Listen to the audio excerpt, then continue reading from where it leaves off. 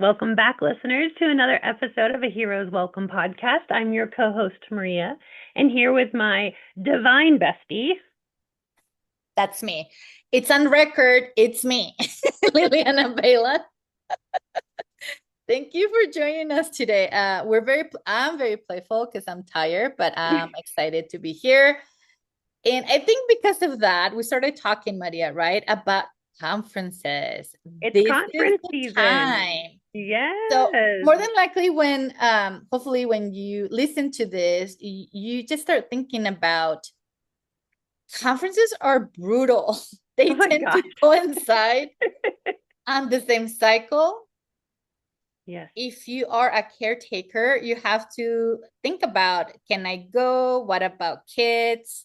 And they start school, and it's all these things that we have to manage. We can talk about expenses about going to conference, especially if you are in private practice. If you're lucky and work in an agency where they have A money, which budget. we want to know where they are. Where are you working? Are they hiring? Yes. But how expensive it is to go because you have airfare, hotel, food. I met someone, by the way, and we can start from here, but I met someone who came from Australia to the EMDR conference in California. And we were in line in Starbucks at the hotel to get our fix. Hit me. So that we can function. And she turns around and says, "Is that why you pay for coffee?" Oh, yeah. That culture shock, by the way. And Hmm. so I smiled and I said, well, first of all, sweetie, we're in a hotel. Second, this is Starbucks. If you step out, you're Yep. gonna be okay. So this is a franchise. And two, let's breathe in together. Tea is a reasonable option. Yep. Yeah. But conferences, what comes out for you, Maria, when we think about conferences and when all the major associations are competing for attendance, Yep. competing with what speakers they believe are gonna be the main attraction, Hmm. and then sessions, what are the topics that are relevant to today's uh, need that we have. And not all conferences are created equal because not everyone likes to listen to what we actually need. Yes, I said it. Yeah, so I've planned lots of events and I host my own conference, a couple of them at this point now. Um, so yeah, I think it's funny. Generally, our conferences end up in the spring and then the fall, right? Like those, and then everyone's competing, right? Because there's only so many weekends in the spring and in the fall. Yeah. Um, I remember my first ever professional conference experience was while I was in grad school. Um, yeah, and it was because it happened to be really close to where I went to grad school. And so like our supervisors helped pave the way so that we could go and attend. And I remember it being like, oh my gosh, look at all these people who think and have like the same passions that I have. Like it was really nice to be in a room with individuals who I felt like got it, right? Like we were speaking the same language. We had like similar education backgrounds and like similar passions. Um, and unfortunately, I feel like it's not the same. And yes, I'm older and I've been to many conferences in my lifetime at this point. Um, but not all conferences are created equal. No. And that's organization to organization, but even within the same organization, going to the same conference, there sometimes there's very large differences that I don't know. I find myself more often going, was this worth the time and money and travel? Yeah. Um, and we've talked openly about our dynamic disabilities, and that is a huge factor of like this has to be worth the Yeah. pain, the travel, the cost, um, because yeah, everything is expensive. Yeah. Everything is expensive. And I know we're not alone in thinking like this has to be worth the effort and the Yeah. cost that it's going to go into this. Yeah. And conferences used to be my way of like filling my bucket, Yeah. right? Getting around people, sharing ideas, getting new ideas, getting really excited about things. Even walking like the vendor floor, right? People were just so excited to be there and wanting to share what they had that might be helpful. Um, and I don't know. I mean, I have a date in my mind where that shifted for me, but it's been, more than 5 years at this point where conferences just have not felt the same. They have not filled my bucket in the same way. And I think part of it is, yes, who are they catering to? What are the topics? Who are the speakers? Um, when I attend a training, I want, a nugget of something new Mhm. too. And we've talked personally, but there have been conferences we've attended where it's like that was the same presentation that they gave last year. There's no new information in that. Yeah. Um, and that can get really frustrating. Yeah. Well, especially for the amount of money that we pay. Look, Yeah. so for all of you who are listening, start thinking you attend conferences with a goal in mind. Is it to network? And if it is, amazing that you have that kind of deal for That is networking. not Liliana's goal. In case you did not pick that up, that is not her goal. No. And then you have to start paying attention to the CEs. Is this for my licensure as an MFT, LPC, LSW, psychologist, like whatever it is? Or is it to maintain a model? Credentialed. Right. So for the credential, and how many do I need to renew my credential or licensure? And then we go into sessions, and yes, associations go through a process, or they tell us that they go through a process of selecting topics. I think the reality is because AI is changing the field so much. Yep. So now we're talking about uh, who are the experts or so-called experts in the field, and we're noticing a shift, or I'm noticing a shift, and you and I were discussing that. Um, and how do we honor legacy, content, innovation? What is it that is relevant now that we have to start modifying versus what we learned in grad school or Yeah. what we learned 20 years ago, 30 years ago, that it may not be relevant today, Yeah, absolutely. I right? think, I think our education basis is legacy work, right? Here are the foundations. Oh, These yeah. are the theories. These are the original models, right? The OGs, if you will. And for me, conferences were like, and this is how it's relevant today. This is Yeah. how we've updated it today.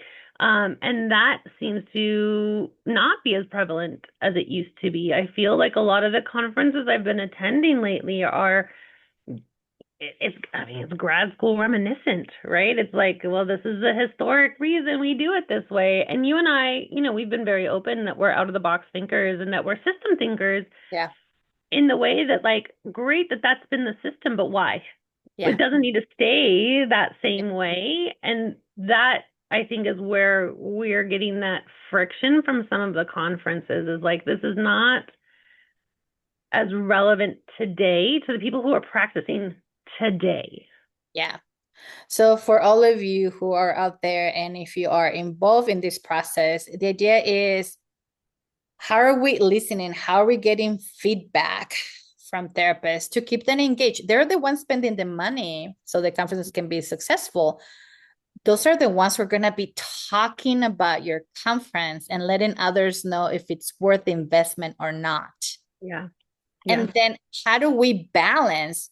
Look, Maria and I have always talked about we want new clinicians and seasoned clinicians to know the Mhm. foundation of models to be able 100%. to help, but it doesn't mean that things stay stagnant, like that there's no movement. So how would you apply it to different settings?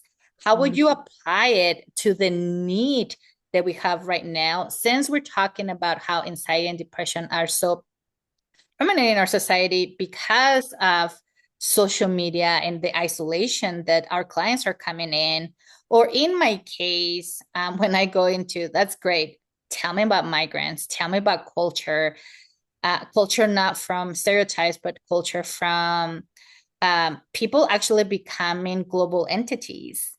Tell me what are the modifications that we make depending on the setting. Like you and I get to talk about, oh, in agency, oh, in private practice, oh, in school settings. Like we tend to adjust right away, but also we hang out a lot and we have these conversations quite often.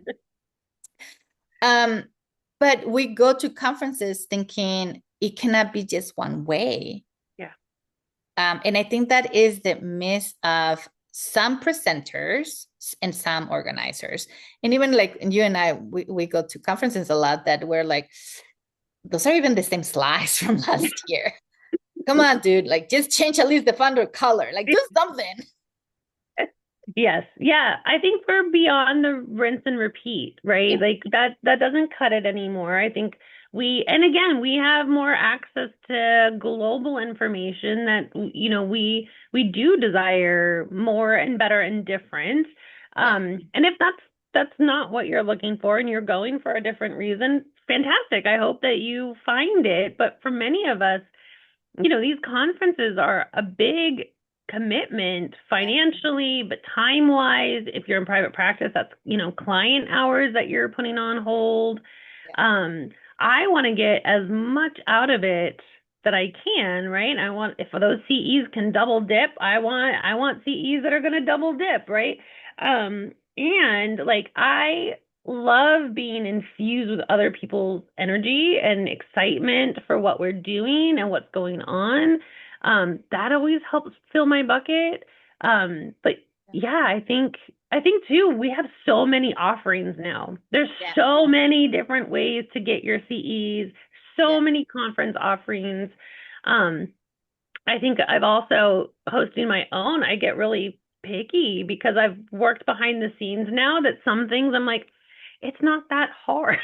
Not that hard to do it this way, or and we have a running joke in our own office was like, well, that's not mine, that's not my circus, those are not my monkeys. And no, I cannot just do all the conferences. I can't.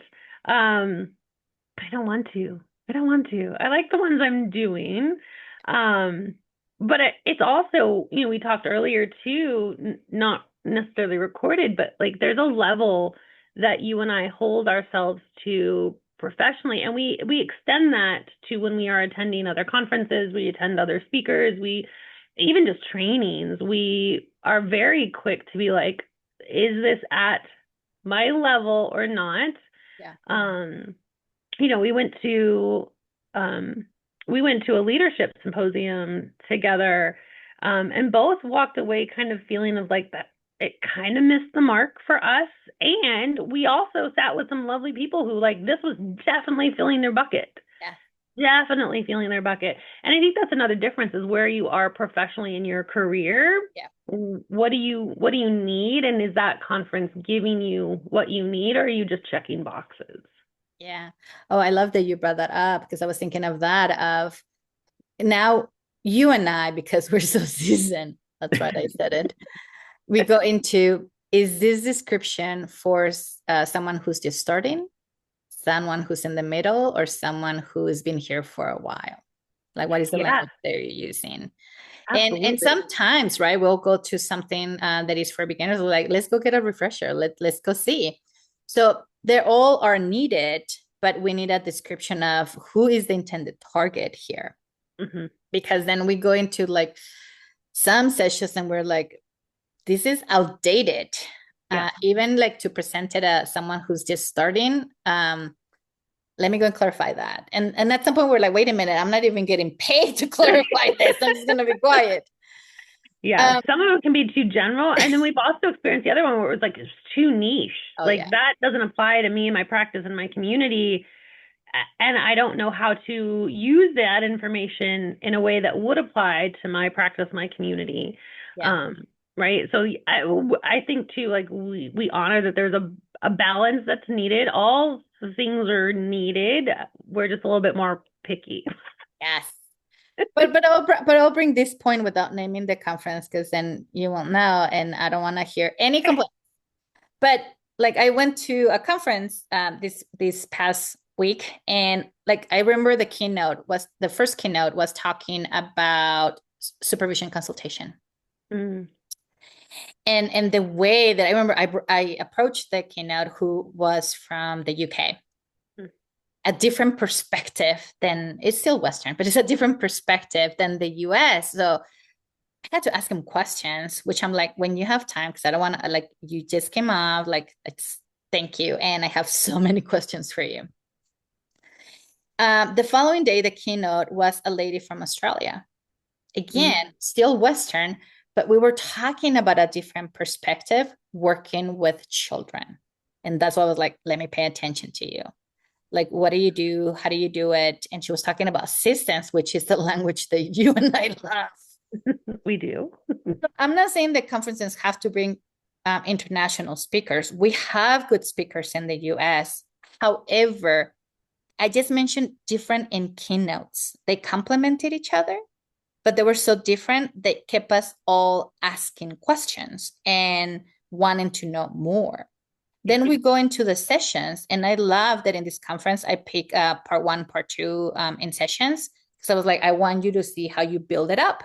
Mm. And they did not disappoint. They pick a topic and then they walk you through. And if you follow me on social media, I follow up with a brief description of what I took from each session, because that's what I do now. Like, hey, this is a good one. This is why you need to pay attention to this.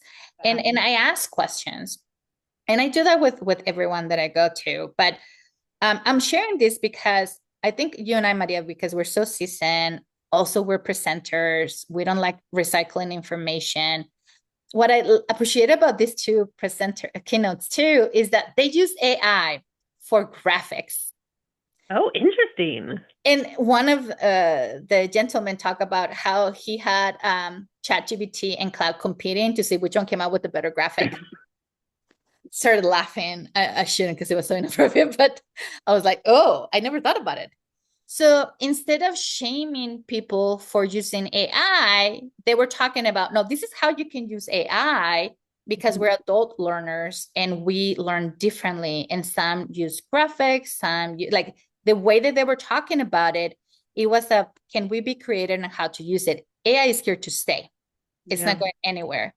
So instead of shaming for utilizing it as a tool, can we discuss what kind of, how we can use it as tools? And these are some of the things. And I was like, thank you. Is anyone else paying attention to this, or am I the only one? Yeah. What a relevant topic Thank for you. a Right? conference. Yeah. Instead of shying away from, because it is a very divisive Yes. conversation right now, right?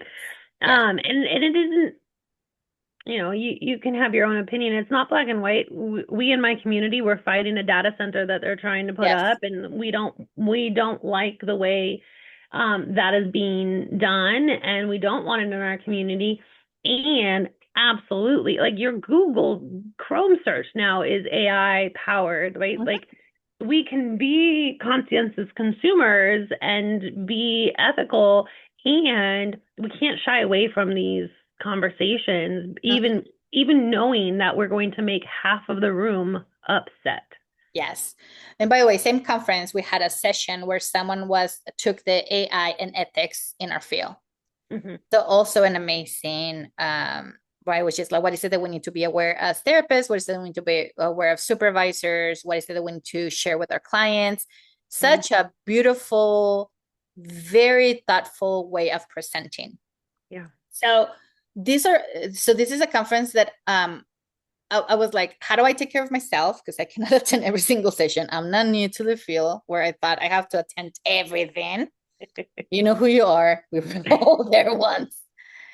And also very mindful of what are the sessions that I'm gonna go to. And then it's even later, like what are the questions that they're lingering? What are the questions for later? Like it's all these things that come up. And that is the field that you and I are talking about, because then I take notes and then I go into, this is where it's gonna be the link, and this is what is needed now. And we need that. So all of you who are listening, start thinking not only what are the sessions that you're attending because that's the population that you work with. Hmm. What are the sessions that you're attending because you want to grow as a therapist and not get stuck? Yes. what are the sessions that you're attending because you need those damn CEs to renew whatever you need to renew. And then what are the conferences you're attending because you have a welcome, grow environment versus that shaming and you don't belong environment? Yeah. Oh, yeah. I mean, if we had another hour, we could talk about kind of the elitism that we have felt and seen at conference spaces. And we know we're not alone in those experiences. And yeah, it does. It sets the tone. In our field, in my very humble opinion, we should be doing better. We should be the front runner for making welcoming environments for learners, not the opposite. So yeah, I want to hear what are your favorite conferences? Well, what are you attending? Who are you listening to? Who are you learning from that you've really, really enjoyed lately? Yes. Because I'm constantly felt like rifling through mine, like, Yeah. oh, these are the people I've really enjoyed and I've learned from. These are the people who really challenge me, and I don't always agree with them, but I learned something and I'm questioning my own growth around this. Yeah. And then I have, and I mean, we all have some of our own standard favorites who are like, this person just lights me up from the inside, and I just want to go spend an hour and a half with them. So I'm doing it. Yes. But yeah, I want to hear, like, what has your conference experience has been Yeah. like in the last 5, 6 years? Which ones have you found to be worth it and why? Mhm. And like, how do you make that decision? Because none of them are cheap. None of them are cheap. And if you're a part of the board that you get to go for free, you're still working. There's still a cost to that. So, yeah, I want to hear, where are you going? Where are you getting your buckets filled up? Because I would like to have that experience again. So please comment in our social media, send us feedback. What are the conferences you're attending? What are the trainers that you are impressed by? And what are places that you're going that we have not heard? Because there's so many conferences now for everything. So Every let us know so that we can all grow on community. You don't have to wait to be next to me on Starbucks in a line to share this or with Maria, but like share with us so that we can all look at them and then learn together. Yeah, because I mean, if you know nothing about us, you must know that we are avid learners, lifelong learners, Liliana and I. And so, yeah, we want to know, where are you going that you're getting your bucket filled up? What makes it worth it like, how do you make that decision? And then who knows, maybe you'll see us there next time. Until next time. Till then, guys.